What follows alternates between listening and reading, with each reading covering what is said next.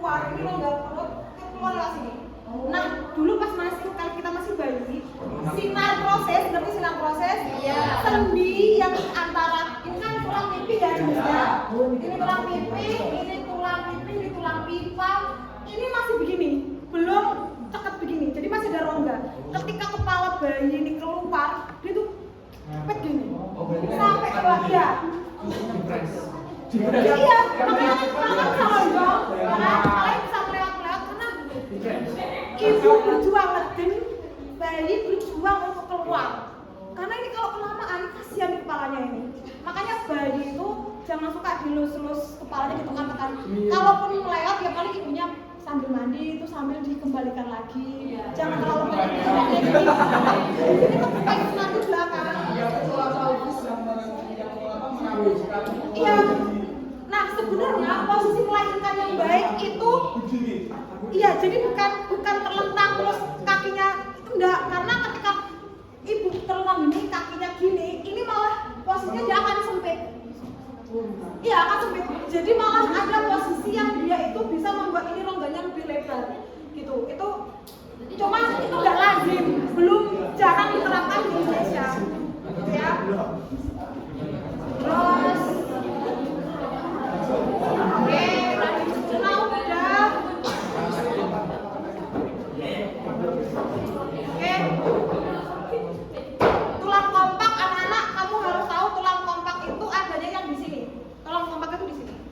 Yang ini nih. Nah, ini tulang kompak. Ini tulang spon.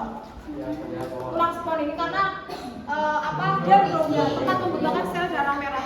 Jadi sel darah merah kita tuh dibentuk di tulang, dipecah di hati, dirombak di hati, jadinya empedu. Nanti ketika saya sudah ngomongin soal sel darah dipecah di hati, masuknya ke sistem ekskresi, jatuhnya kayak sistem ekskresi. Hati mensekresikan empedu, mengekspresikan empedu. Empedu itu merupakan bagian sel darah merah yang dipecah. Nanti empedu itu salurannya ikut keluar bersama feses. Jadi darah kita tuh keluar bersama feses. Yang warnai feses itu sebenarnya sisa-sisa dari darah itu tadi yang dirubah. Bu, kalau ibu kencing ada, makanya air kencing itu warnanya ada kekuning-kuningan. Itu ada yang takut ikut air kencing. Gitu. Tadi kita banyakannya keluar lewat feses. Gitu. Oke. Tulang pipa sudah kalian baca pasti sudah tahu. Tulang pipa. Iya Allah.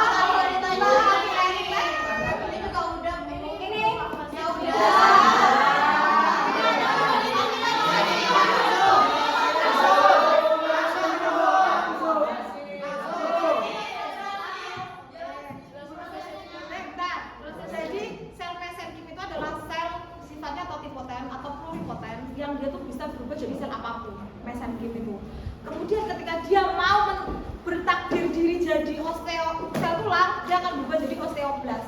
Osteoblas ini nanti yang akan mensekresikan atau mensekresikan semua zat supaya di sekitarnya itu jadi penulangan, menjadi tulang. Dari zat kapur mineral yang dia sekresikan ke jaringan-jaringan sekitarnya. Kayak gitu. Namanya matriks. Nah, itu matriks itu cairan yang berisi senyawa organik yang itu tuh osteoid atau cairan yang akan membentuk sesuatu jaringan itu jadi tulang, mengeras jadi tulang. Gitu. Habis mengeras, pengapuran udah jadi tulang. Tulangnya jadi padat, dikikis oleh osteoklas. Jadi osteoklas itu ngikis ketika sudah jadi pemadatan tulang. Kalau tidak terkikis gimana? Tulang kita tuh jadi berat. Sama-sama kekuatannya, cuma ketika terkikis dia bukan keropos, tapi dia tambah ringan. Makanya kamu jalan tuh lebih ringan. Itu yang ngikis jari juga enggak? Osteoid. Oh bukan. Tulang kita tuh emang sudah terpecah, tinggal dagingnya aja ini yang belum melisiskan diri sendiri, belum autolisis gitu. Pemrograman itu kalau ini baik sel bukan sel non tulang. Ya gini, kan kita dulu kan begini kan, kayak berselaput itu. Akhirnya di sini, yang di sini tuh bunuh diri selnya.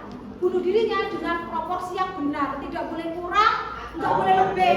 Kurang jari nggak pecah jadi 5, lebih bisa jadi banyak, lebih dari 10 atau habis. Nah itu nanti dempet itu sindaktili, lebih banyak ini namanya polidaktili, entek namanya brakidaktili gitu. Itu kelas 3 nanti menurun, baik nanti kelas 3 dibahas gitu ya. Oke, lanjut. Oke, penulangan ini terjadi usia 18 sampai 25. Sebelum itu kalian tinggi badan kalian itu masih bisa, masih sangat-sangat bisa. Ini prosesnya. Apa? Waktunya dari yang MBO sampai dewasa. Bukannya gitu. Apa? Prosesnya dimulai sejak Jangan ke belakang. embryo. Hingga usia 18 sampai 25 tahun. Yang sebelumnya apa sebelumnya? Ini. Ya. Ya. Jadi proses penulangan itu terjadi kan ada gini, embrio itu saya ini belum waktunya materi ya ini ya sebelumnya. Kalau yang ditanyakan Anam tentang proses ini lebih ke fase reproduksi nanti, trimester 1, trimester 2 itu. Bukan di sini. Iya. Bukan. Ini tuh di sistem reproduksi nanti itu, pas pembentukan embrio. Katanya 9 minggu terus. Iya, itu di sistem reproduksi 6. Jadi nanti itu kan ada lapisan-lapisannya. Tulang itu terbentuk dari lapisan endoderm, bagian dalam tulang itu. Nah, jadi itu nanti akan saya jelaskan prosesnya berapa di trimester berapa sel itu akan membentuk jadi tulang, sel itu akan membentuk jadi organ itu di sistem reproduksi. Sekarang ini prosesnya yang begini aja dulu kalian terima. Jadi biar kita nggak melebar. Nanti di waktunya tidak cukup, gitu ya. Ini yang mempengaruhi pertumbuhan tulang, gen pewarisan dari orang tuanya tinggi-tinggi, insya Allah anaknya juga tinggi. Kalau emang nggak tinggi bisa di-up lewat nutrisi sama endokrin itu hormon, ya hormon sama saraf. Nah ini persediaan ya, jadi saraf itu bisa mempengaruhi karena bagian jaringan itu bisa hidup jika itu juga dilewati oleh saraf sama pembuluh darah begitu ya. Makanya kamu tahu orang yang pernah ya misalnya saraf kejepit ya, itu kalau memang sarafnya sudah putus di situ tuh kadang dia kan tidak menerima rangsang. Ketika tidak menerima rangsang, maka impuls yang masuk ke situ tuh tidak ter-up dengan baik, nggak punya sinyal, ibarat kekurangan nutrisi atau apapun nggak punya sinyal di situ, gitu loh. Jadi kayak nggak bisa minta tolong, terputus gitu ya. Tapi ini sedikit case yang begini ini, lebih banyak karena hormon, karena nutrisi, karena keturunan. Ini udah kartilaku, ini juga sudah kalian baca ya, sudah proses. Masya Allah, sampai habis sudah kalian baca. Oh, jaringan hubungan sama dewan dulu. Berarti saya skip. Ya, ini udah paham? Nah ini saya jelaskan ya, mungkin kalau kalian ini nggak paham. Kalian ingat sel? Ya. Sel itu kan punya sitoskeleton. Ya. Kalau sel yang kita lihat itu bentuknya bulat, di sini bentuknya tuh memanjang. Selnya itu kalau nggak begini, kalau yang sitoskeleton kan hanya untuk perombakan aja, ya kan? Atau untuk transport, ya kan? Dari ini ke luar. Tapi kalau di otot, dia itu ada sel di dalam. Coba kamu lihat ini. Ini otot nih. Otot yang kalian lihat ini ligamen ya kan ya? Ligamen. Ini otot. Otot ini kalau kamu pegang, kamu lihat bisa pakai mata. Pas udah dipotong, ada merah-merahnya ini, kamu tarik lagi. Dari tarik diambil satu jadi ini. Jadi di dalam ini masih ada lagi. Masih ada lagi. Masih kayak gitu. Iya, berlapis-lapis. Sampai unit terkecil yang mana? Coba kamu lihat ini. Ini yang tadi.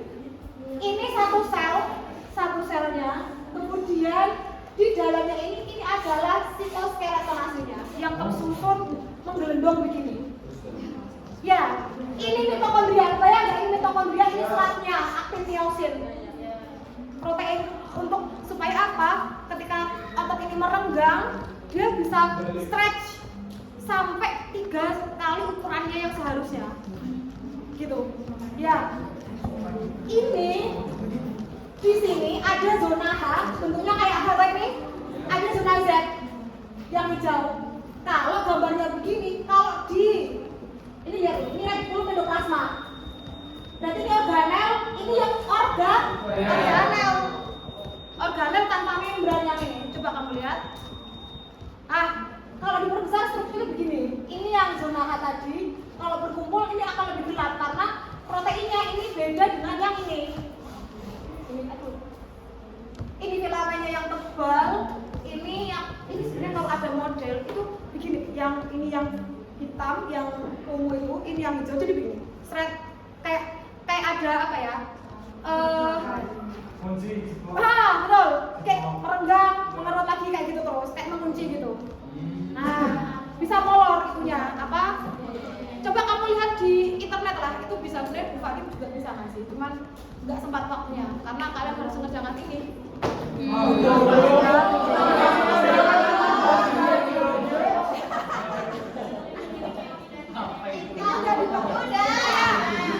tadi udah ditanyain sama Bu Fatih. Oh iya Kak? Iya. Semuanya banyak gak ditanyain. Ini mau seperti yang begini.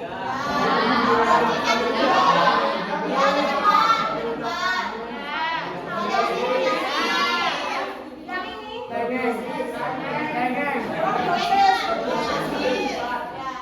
Kalau kamu terlalu begini, lordosis. Kalau kamu begini, atau kamu yang suka begini nih.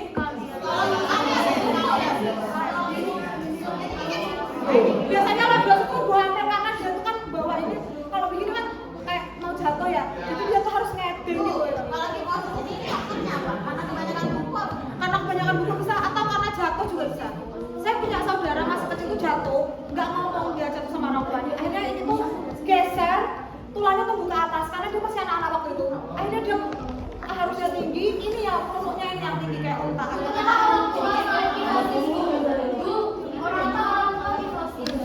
udah, tulangnya udah lemah. Layu-layu. Kita sampai jam berapa? Ya, oke, dengerin dulu. Jam 3. Udah jam 3, Bu. Masih lanjut. Saya sudah tahu jamnya. Saya udah tahu jamnya. Saya kan cuma tanya. Mau saya tambahin yang penjelasan kemarin?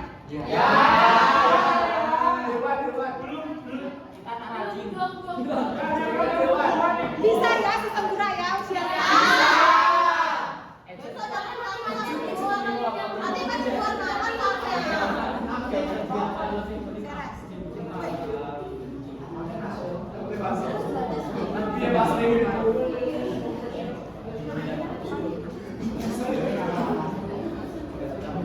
Ini saya ngajar paling cepat ya sekarang. Bohong, kemarin lama. Iya. Betul. Saya ngajar yang paling cepat. Ya berarti ya soalnya kita usaha Bu sama jam 2 dari jam Justru itu saya inginkan kalian itu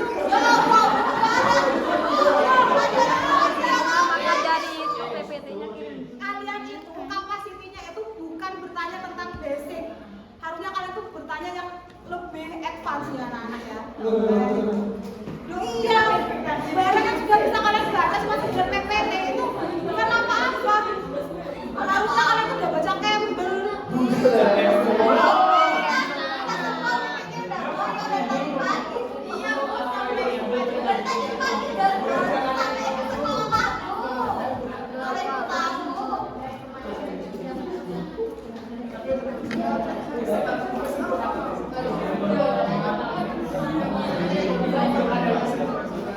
Apa yang belum kalian pahami di sini?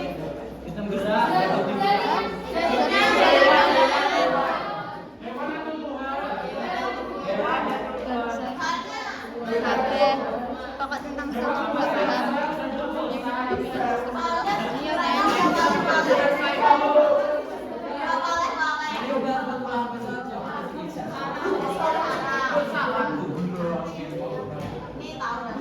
Ini udah tahu?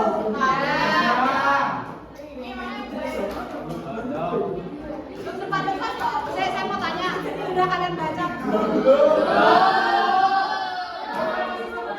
Kalian tanya, nggak bisa karena kalian tuh belum baca. Ibarat sudah kalian baca kayak kalian baca sistem baru, pasti saya tahu kalian pasti bisa.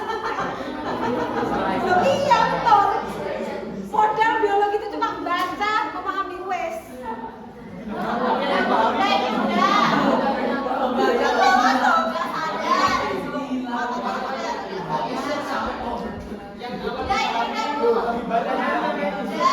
Ini udah. Cuma lihat gambar aja, Bu. Ini sel saraf ya. Udah tahu bagian-bagian sel saraf?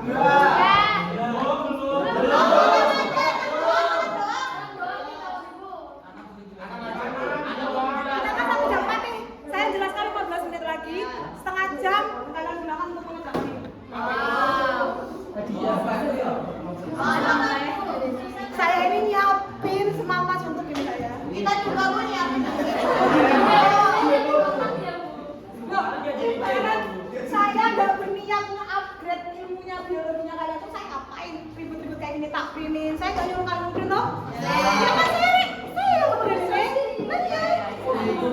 Loh kok gitu? Kalau saya nyuruh kalian berapa uang ini harus kalian keluarkan? Kalau Ibu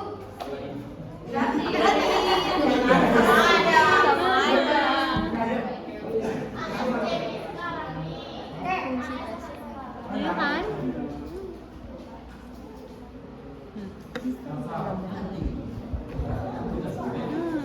besoknya kayak Bu di mana nyari?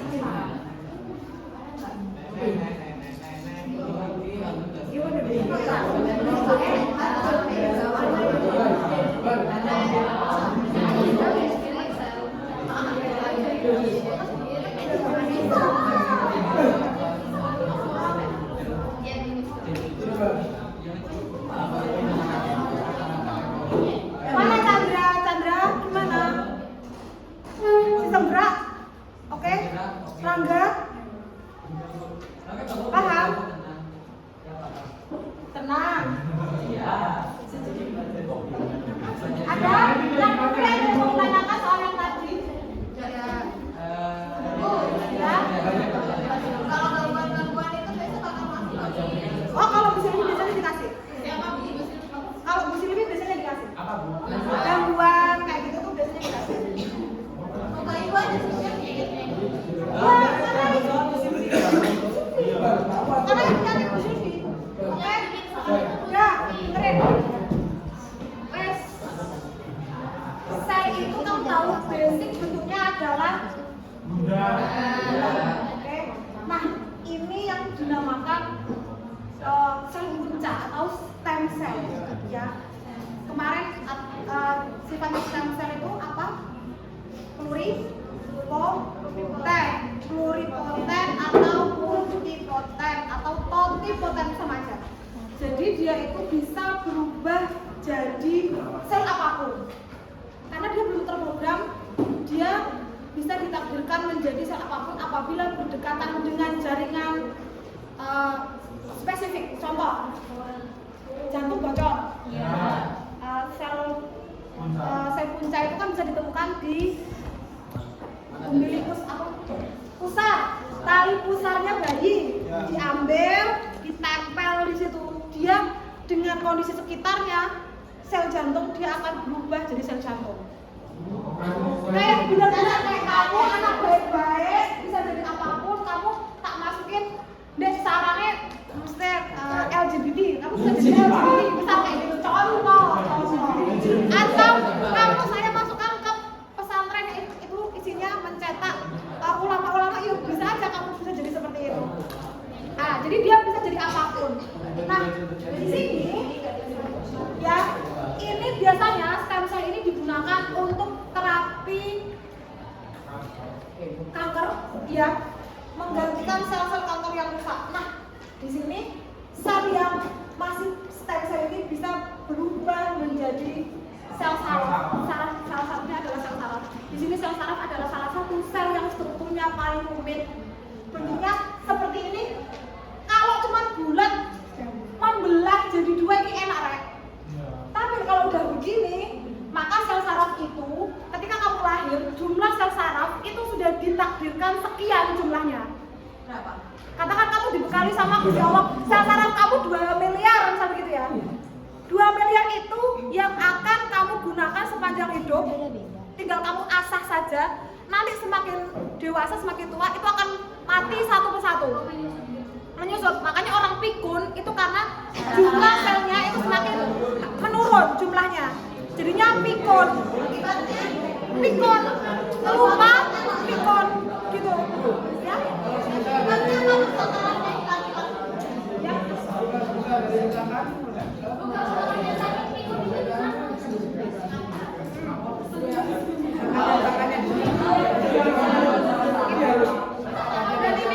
sel saraf yang motornya. Sel saraf kan ada banyak. Sel saraf kan ada banyak. Ada sel saraf motorik, ada sensorik, ada penyambung. Nah, tergantung sel saraf mana yang bisa hidup.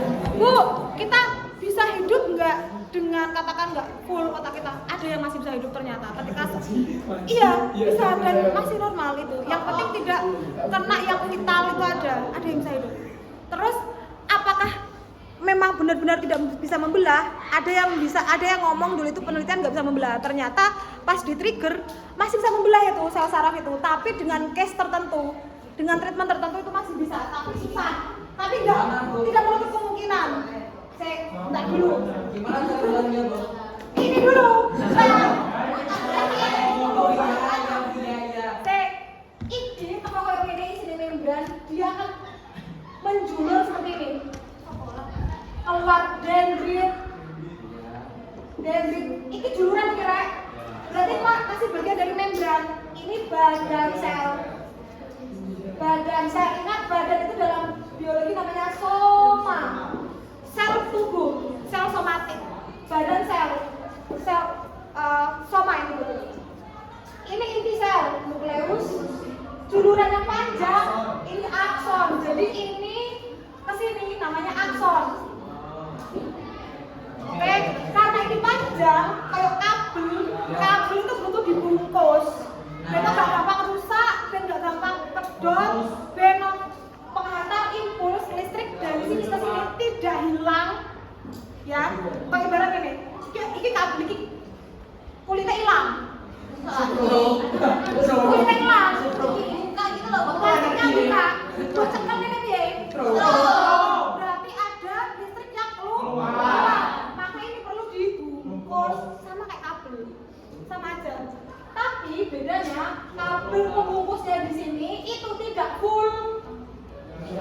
Ada jarak, tapi tidak selebar ini loh ya. Ini bukan cuma ngasih jarak aja biar kamu tahu kalau ada jarak.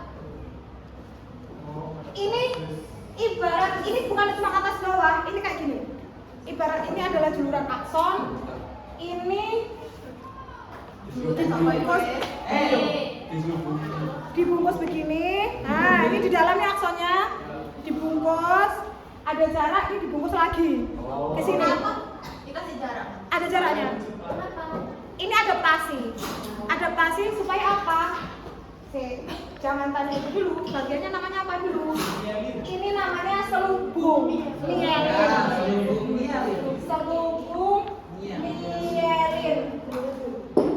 Terus ini karena ada jaraknya namanya nodus.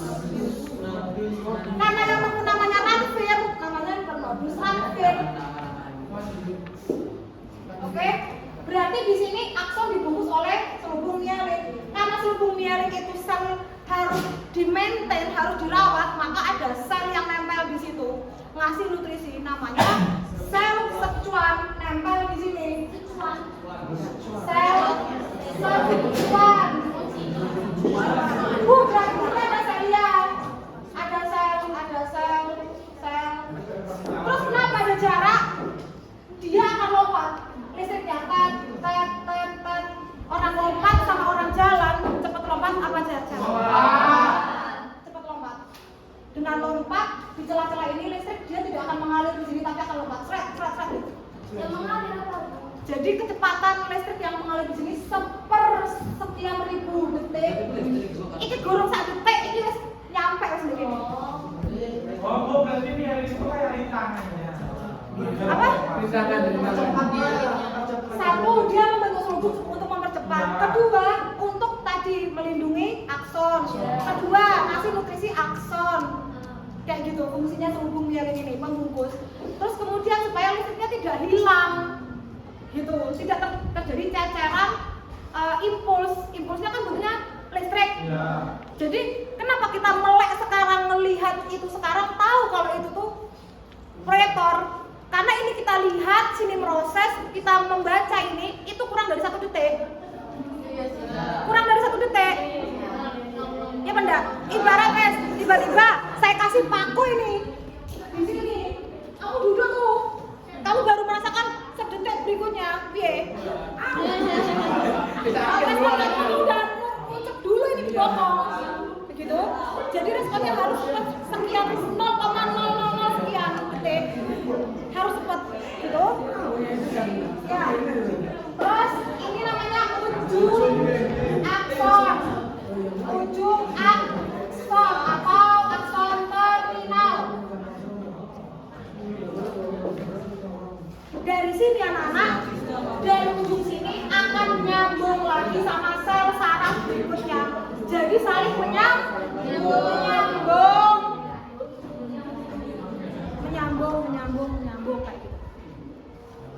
Oke, sel saraf yang menerima rangsang namanya sel saraf sensor, yang mengolah ini sel saraf pusat atau konektor. Kemudian habis dibaca di sini, ini tadi impuls apa ya? Impuls suara kah? Impuls cahaya kah? Pendengaran atau rasa atau peraba?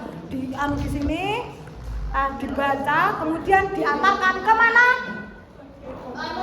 Otot sama kelen. Ya. Kau mau lari atau mau megang sesuatu, mau ngomong, mau makan, mau bicara, mau nangis, ya Berbicara nangis.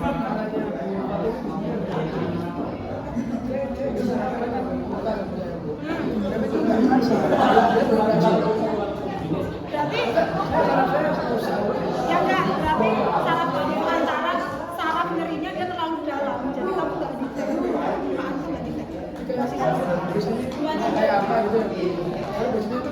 berarti kamu kan di permukaan kulit itu ada kuncup rasa namanya.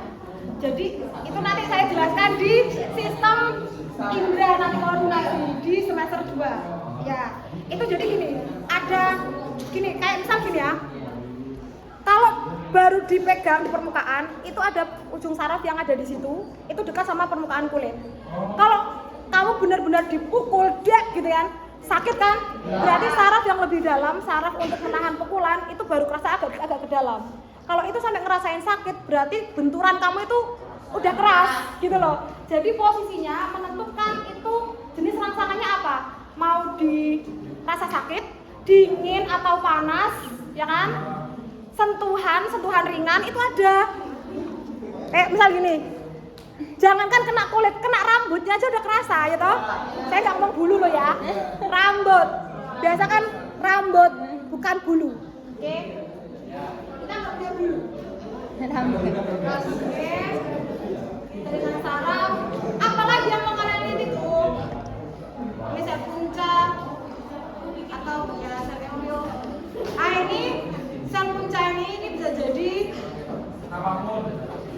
bakat endoderm, mesoderm, ektoderm. Nah ini yang saya bilang, ini nanti sel punca ini akan ada di lapisan ekto, meso, endo. Nah yang endo akan jadi apa? Ini sel saraf di otak, kemudian tulang, ada darah, ada otot. Ini yang meso. Yang di sini apa ini? Nggak kelihatan ya. Oh ini bagian endo ini. Ini endo, sorry, endo, meso, ekto. Endo, meso, ekto. Endo itu kayak organ dalam. Ya. Ekso luar. Meso apa? Oke, sekarang coba Bu Fatih mau tanya. Kenapa otot disebut sistem gerak aktif? Karena bergerak tuh. Orang. Karena pada soalnya menggerakkan tulang. Kenapa dia disebut sistem gerak aktif? Karena dia gerak. Dia yang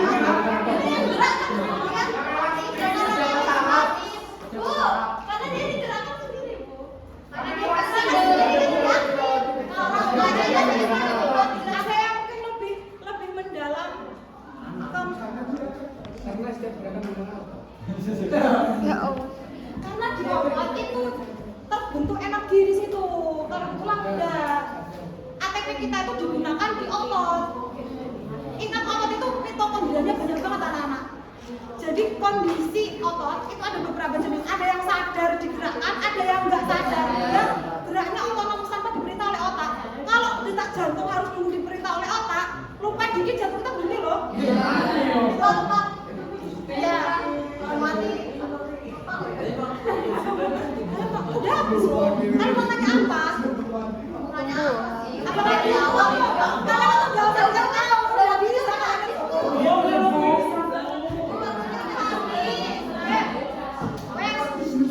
Wes ya. Ini udah paham kan ini? Belum. Yang satu dua Dari hitung bulan.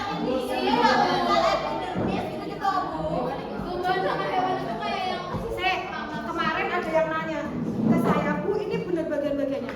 Epidermis ada di tengah. Gelembung udara ditunjuk sebagai silem. Salah. Itu yang udah dibenarkan aku belum itu nggak tahu. Harusnya sudah saya Benarnya bagaimana? Betul benarnya macam-macam. pokoknya Tapi terakhir langsung enggak.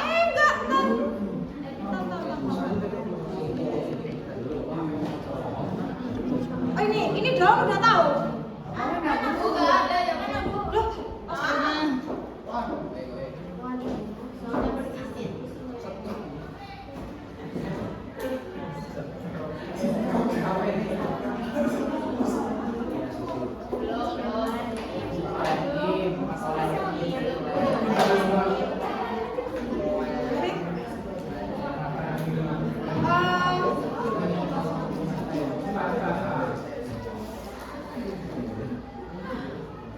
nah, coba kamu lihat.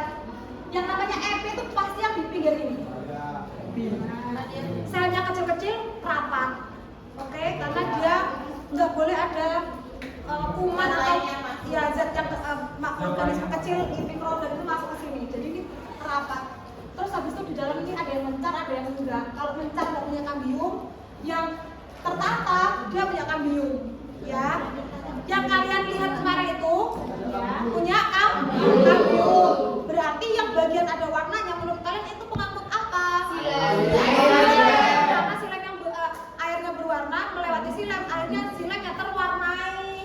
Itu yang kamu lihat. Kalau nggak ada warnanya berarti dia flow. Saya tuh nggak tahu slime'nya di yang mana. Sekarang adanya slime'nya kan di luarnya sih. Bukannya silem. Itu yang mananya? Ya, ada. Iya, dibatasi oleh Jadi ini silam itu nih soal epidermis itu. Sing langsung kiri. dekat ya pinggir. Hijau. Oke, sekarang ini saya datang udah ya. Ini daun.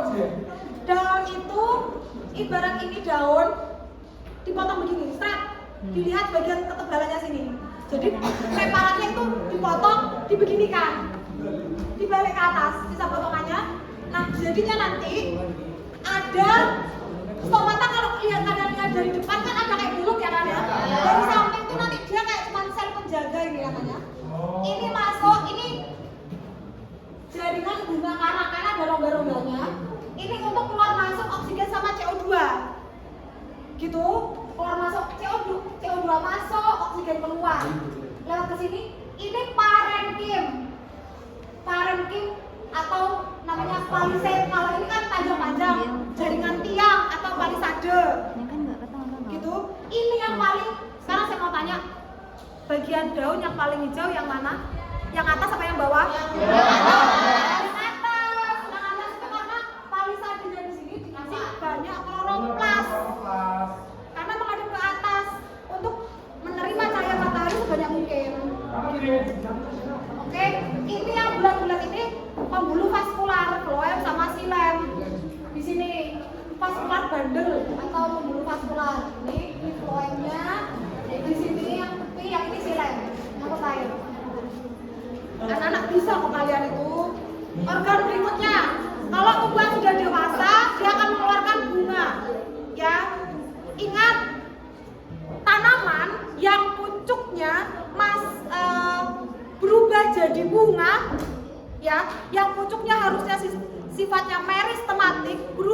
bunga, pertumbuhannya berhenti. Tahu bunga matahari? Ketika pucuknya ini berubah jadi bunga, berbiji, fertilisasi berbiji, dia harus dipotong. Ini udah nggak bisa tumbuh lagi karena dia udah nggak punya lateral, nggak bisa bersabang, dia harus cabut. Pisang, tahu pisang? Kalau sudah keluar bunganya pisang namanya apa? Jantung pisang. Itu kan pucuknya yang harusnya meristematik dijaga supaya tetap ke atas, dia jadi bunga. Kalau sudah jadi bunga, stop, dipotong udah jadi pisang, diambil pisangnya, kamu biarin lama-lama mati gosok sendiri. Daripada kelamaan, potong saja supaya tunas barunya bisa muncul, mempercepat tunas samping. Tapi kalau tumbuhan dikotil, pucuk tidak akan diubah jadi bunga. Yang jadi bunga yang mana? Yang lateral. Gitu, dipertahankan supaya dia tetap ke atas. Makanya dia bertahun-tahun begitu, karena pucuknya tetap dibiarkan meris teman alih-alih. Nih.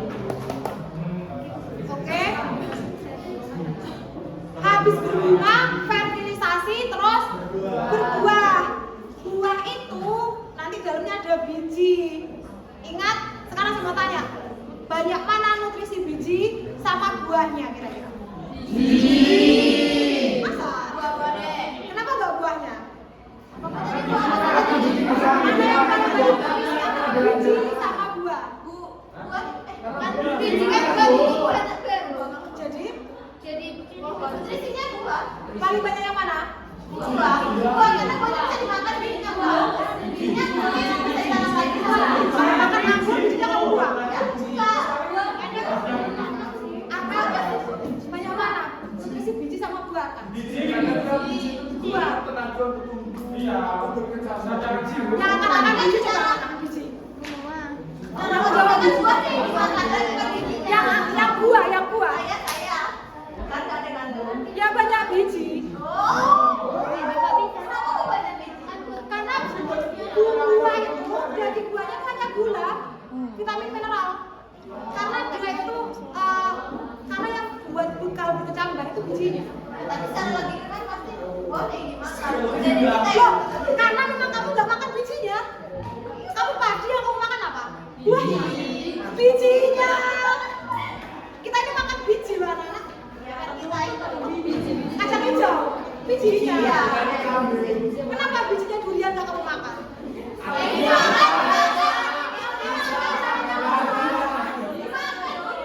Salak itu bijinya bisa diolah kan? Biji anggur, ya, biji anggur, biji matahari, semua biji-bijian itu Salah itu lagi Loh, karena kamu cuma nggak tahu aja. Sesuatu yang nggak tahu belum tentu nggak ada, belum tentu nggak bisa. contohnya apa itu? Sekarang sebagai pengganti kopi, rasanya sama kayak kopi, tapi teksturnya kayak kopi, efeknya dia lebih ringan, dia lebih ramah daripada kopi sendiri. Bagus nih, udah selesai. Ya, gimana? Anak juga kan Tangan atau mejanya baris belakang, meja 1, 2, 3, 4, 5, 6. Kalian nanti ke belakang mojok semua, kumpul sama kelompoknya masing-masing. Cepat-cepat kerjakan. Sekarang.